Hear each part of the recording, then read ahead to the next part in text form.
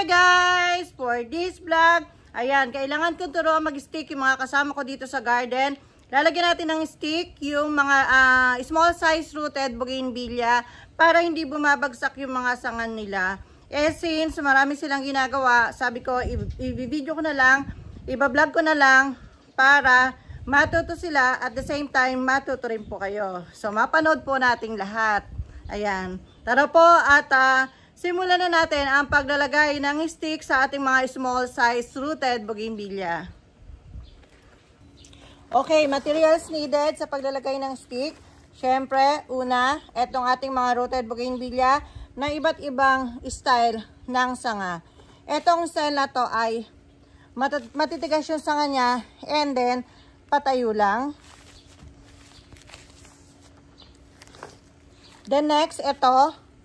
Ayan, medyo malambot yung sanga niya and then naka-align siya sa kabilang side lang.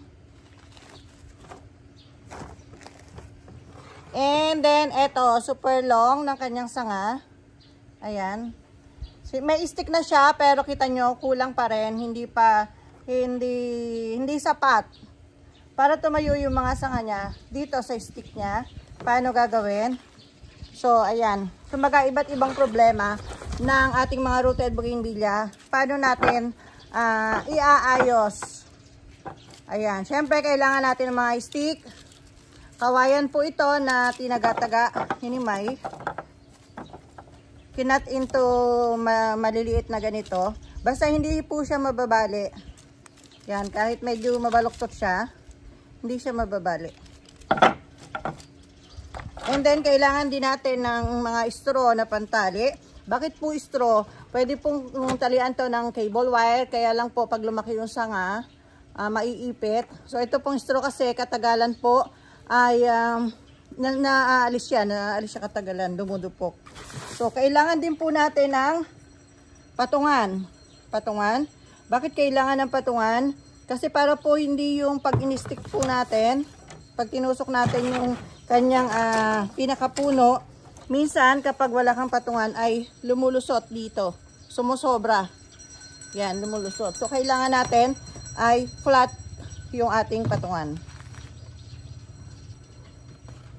Yan, binaba natin muna yung ating camera. Parang ito yung gusto kong unahin. Kita nyo naman ay ano siya. Yung straight lang siya, so hindi na niya kailangan ng stick. Pag ganito ang sanga, matigas na, straight na, so hindi na kailangan lagyan ng stick. Tabi muna yan. Then, eto, yan. Eto kailangan ng stick. Una, dapat tandaan sa paglalagay ng stick, hintayin muna na mag-dry yung soil niya. Huwag po tayong maglalagay ng stick kapag basa ang lupa niya o yung media niya. Why? Ano kinalaman nun? Kasi sanga lang naman yung i-stickan natin. Bakit kailangang i-consider pa natin yung kanyang media? Ganito po yun. Kapag po yung media niya basa, ang tendency po mabilis mabali yung mga sanga. Malutong, mabilis mabali. Kapag tuyo po na ganito yung media niya, madali po siyang galaw-galawin, hindi siya mababali. Makunat, sabi makunat yung sanga. Yun po yung reason. Bakit kailangan sa pag-i-stick ay i-consider pa yung kanyang lupa o yung media niya. Yun po yung reason. Kaya nga po, pagka po kami nagpapaship sa mga namamay nyo, sabi ko, may 2 days processing kasi po, dinadry pa namin, hinintay pa namin matuyo. Kapag nag-send na kayo ng payment, i-dry na po namin. So, kailangan may 2 days processing. Ayan. First, pwede ka magtali dito sa pinakagitna. Ayan, mga kasama, panoorin nyo to. Admin, pairam nyo yung cellphone nyo para mapanood nila tong lahat, ano. Ayan. Then sa pagtatali po, wag mo siyang hihigpitan, alalay lang. Medyo maluwag lang, enough lang para ma-control yung sanga niya. Mapigil yung sanga niya. Pero nga ng gunting, para hindi siya pansinin, hindi siya pangit tingnan, alisin natin yung sobra. After nating ibuhol, alisin natin sobra. para hindi siya pansinin. Yan. And then, kita nyo naman, may mga sanga pa siya na hindi nakadiretso. So, magse-second tali tayo. Ayan. Sa bandang malapit sa dulo, itatali din natin. So, magiging dalawa yung tali niya kapag ganitong mahaba yung sanga. Ayan, iayos lang yung sanga para hindi masyadong masaktan sa gagawin natin.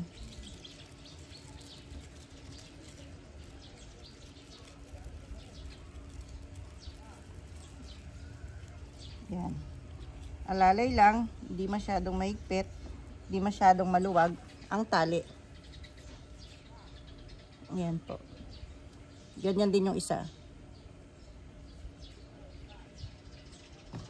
And then, yung sumobra, gupitin po natin. Ayan. Para hindi siya pansinin. Hindi na siya makikita. Ayan. In case po, itong sanga na to, humaba at lumagpas dito sa stick, pwede po natin talian pa dito malapit sa dulo. Ayan. Kapag po ito ay nag-flower, magandang tingnan kasi nakatayo yung mga sanga niya, yung flower niya nasa dulo. And then, ito rin po, nakita nyo may sprout dito. May possibility rin na magbigay ito ng flower. And then, dito rin magbigay ng flower. So, ayan. Mas maganda siyang tingnan. And then, hindi siya gagalaw-galaw. Kasi pag gumalaw siya, naaapektuhan yung ugat niya. Bawat galaw niya, may ugat na napuputol. Kaya, ano siya, tumatamlay siya.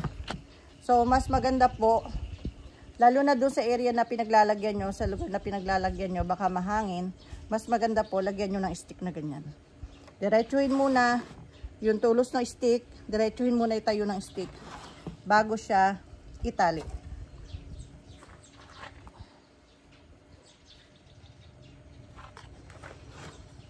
So, ayan siya. So, yung isa pa, gawin natin. Yung stick natin, Alpine, kailangan yung size lang ng box.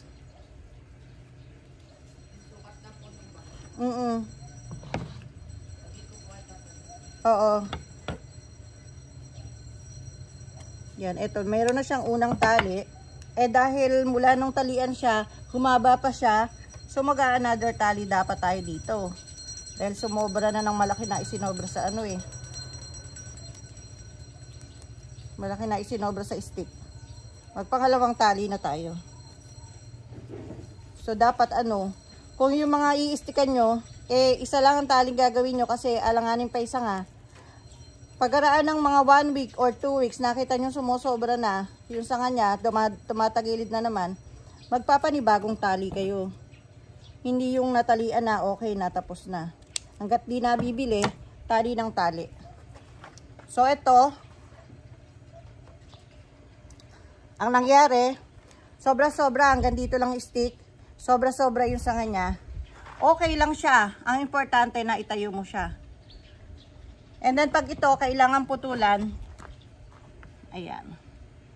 Malalaman natin, pag kailangan putulan to, kapag talaga natatangay na yung stick, at malalaki na yung sanga, saka natin siya puputulan. Pero, itong, ano na to, yung style ng sanga nito, tanglong red ito, malambot lang yung sanga niya, so okay pa siya na ganyan. So ganyan. Maganda siyang tingnan pag ganyan. Nakakatayo siya sa greenhouse. And then pag nag-flower siya, una kasi siya magpa-flower sa taas. Sa dulo lang. So pag nag-flower siya, magandang tingnan. Ayan.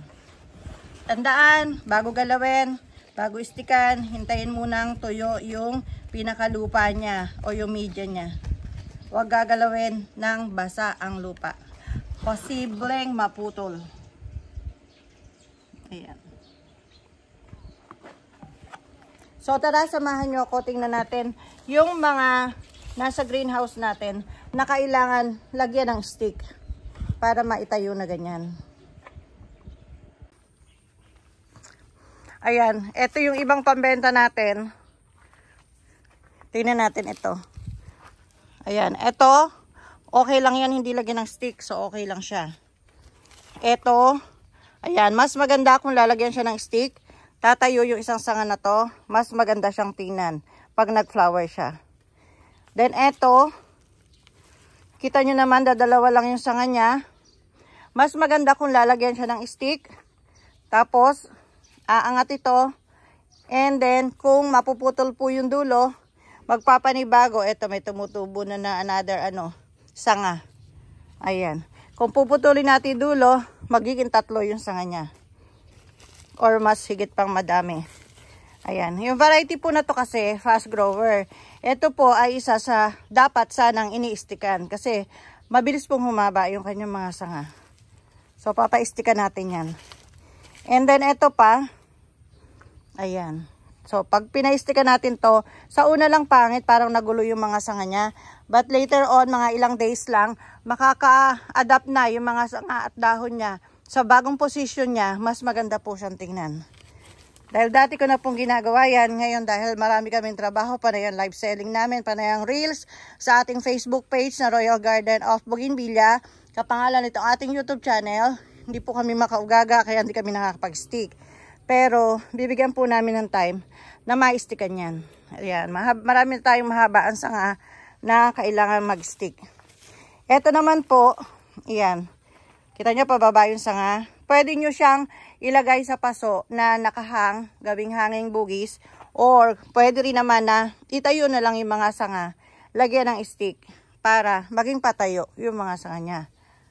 Ayan. Pero ito pong variety na ito, ideal for hanging bugis. So, kahit ganito siya na panghang, kung gusto mong itayo yung sanga, pwede rin. Ayan.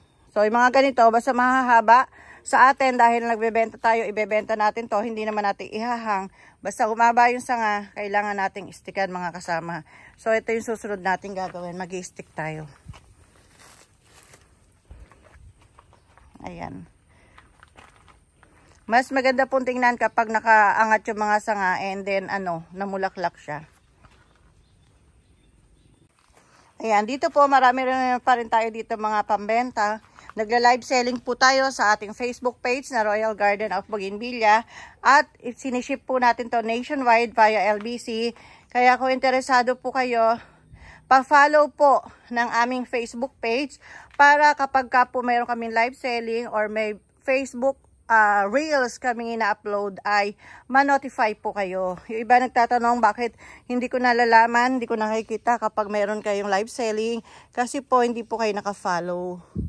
So, kailangan po mag-follow po kayo or mag-like po kayo sa aming page para, ayan, ma-notify po kayo kapag may mga post po kami. Pictures man o videos man. Ayan, yung iba po dito ay mga may flower na. So, mas maganda na pong lagyan ng stick. Pero kahit walang flower, mas maganda pa rin kung lagyan ng stick. Mas magandang tingnan.